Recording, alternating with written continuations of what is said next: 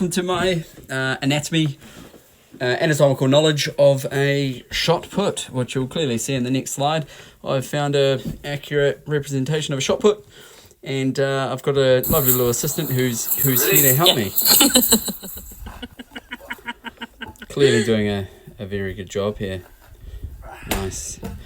So obviously in through this little section, you see me sort of prep, get pushed over, prep again, and go through my 3 phases. So if I break that down, we've got the preparation phase, action phase, and the follow-through phase.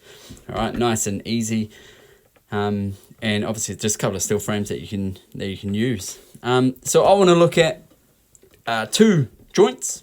I'm going to look at my right elbow and my right knee. Perfect.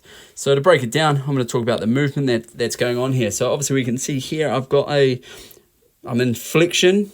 I am in flexion of the right elbow, and because I can tell that because it's the angle, as you can see here by my lines, is decreased compared to this one. So we've got flexion on that side going to extension. Okay, nice and easy. Same with on my leg, you can see that it's a decreased angle over this side compared to that side. So we've got flexion over this side. And again, that goes across to extension. Nice and easy. So that's the movement checked off. The joint or joints, we're obviously talking about my knee and my elbow, which are both hinge joints.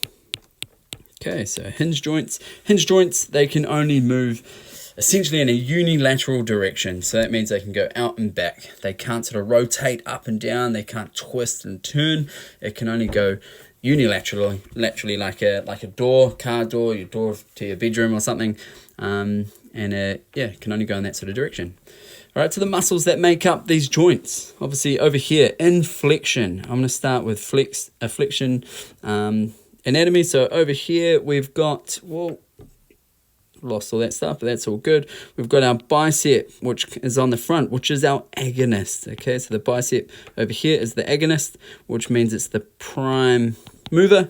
It's the working muscle, the one that is getting shorter or contracting typically.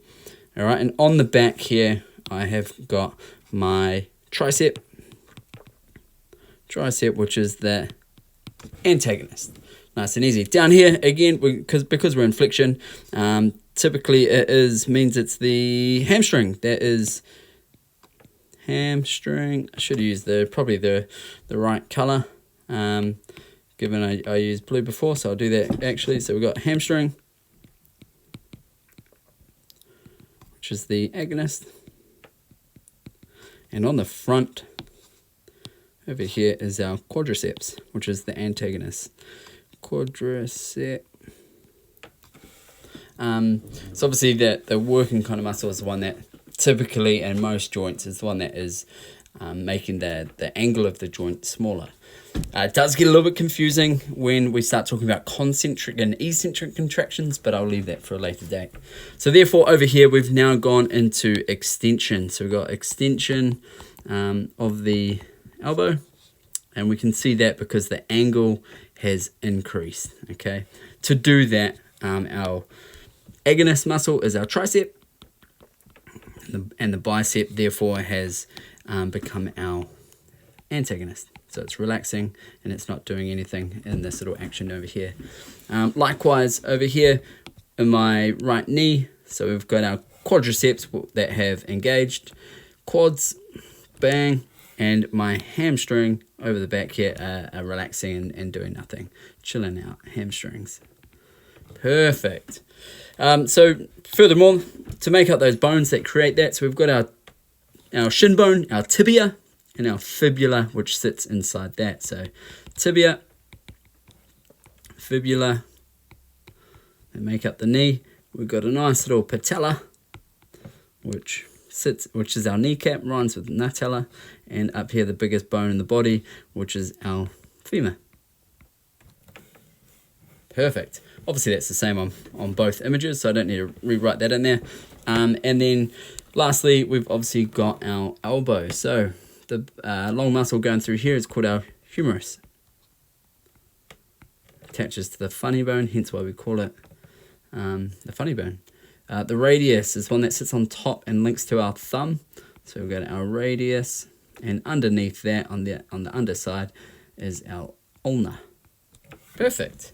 So at the end of that little clip, hopefully you realized that, or seen the movement that's occurring. So we're going from flexion to extension through the joint that both hinges, and the muscles that are involved, the agonist and the antagonist. Nice and easy. Obviously the working muscle and the relaxing muscle, and the bones that make up that joint. Perfect. Cheers, team. Hopefully that helps, and I'll talk to you soon.